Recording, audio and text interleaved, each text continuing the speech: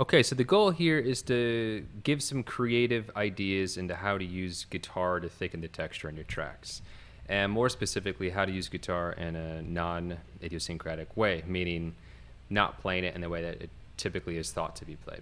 So if we play a melody, we're plucking a string to create that sound, and we fret to play higher or lower, depending on which way we move our hand. We can also play chords by strumming multiple notes at once, and yeah, those are the most common approaches in how to play guitar. Obviously, there's loads of techniques that can get you different sounds in which they all sound like a guitar playing. The goal here is to sort of eliminate the plucking hand to create more of a pad texture.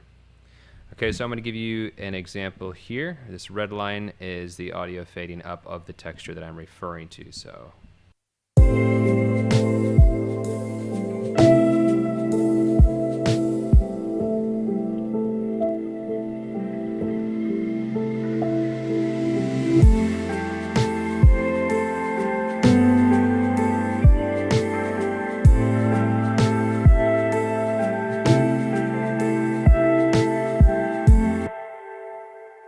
all right, so you can hear there that that sort of ethereal pad swells in.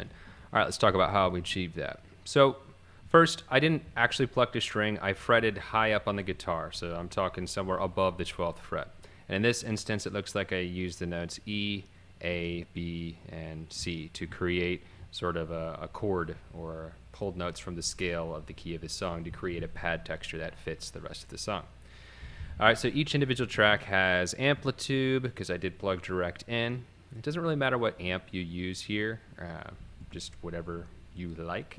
Key here really is to add loads of compression, because if compression is going to, number one, balance out peaks to create a smooth pad-like texture, and also help to bring out some of the small nuances that might not be heard if you didn't flatten out the transients a bit. So I got a compressor stomp, and I have a chorus to add some width and wobble and just some vibe to it.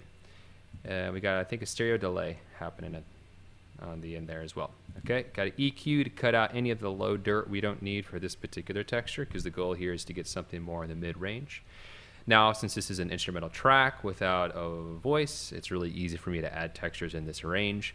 If I did have a voice, I might treat it different and not add as much texture in the range that would sort of compete with the clarity of the voice.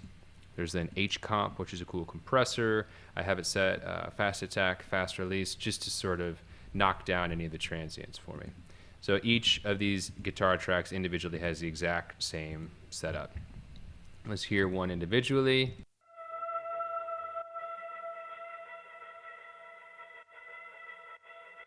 So you can hear I'm literally just pushing the fret and creating vibrato and not plucking the string. And then that compression helps bring it out to sound like it's, say, a big amp in a space that's creating sort of a feedback texture. The next one is played just on a higher fret. And then the vibrato is at a slightly faster rate. The next one, higher, and the last, even higher as well. You put them all together and you get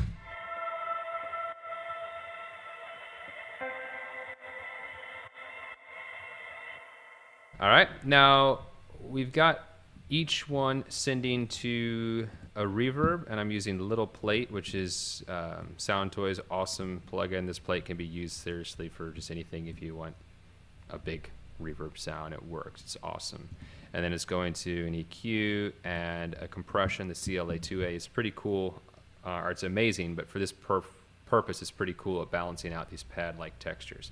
You can really put this compressor on anything. It just helps sort of balance it all out. And then, of course, I got two compressors that are sidechaining to my two kicks. And that brings us here to this track that all the guitars are grouped together. And then we've got some EQ. So typically, in practice, if you're adding all this compression, you might start to hear the tonal qualities sort of change a little bit because each compressor sort of colors it a bit. So I typically add a compressor to help cut out any of the lows, low mids that might have built up. And I always have it there just on habit, and maybe I don't even use it sometimes, but tweak that to your liking. I then have my bus compression. It's a DBX 160, compressor, which I use a lot in the analog world, which I love, has an awesome sound. And that's sort of just smashing everything together. It's definitely set to a 10-to-1 ratio, so a lot of compression here happening. But the mix is just 50%, so it's more like a parallel compression approach here. But again, you can do this to your liking. Panman is a plugin to help it move around left to right. You can automate the pan however you desire. And then I've got compression sidechain to sort of pump these out of the way of the kick.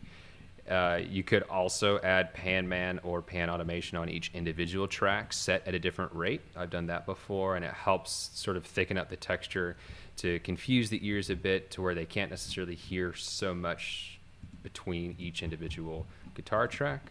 You can play around with all those. So a bunch of little ideas to get you started in creating cool textures with the guitar. Let's go ahead and give one more listen.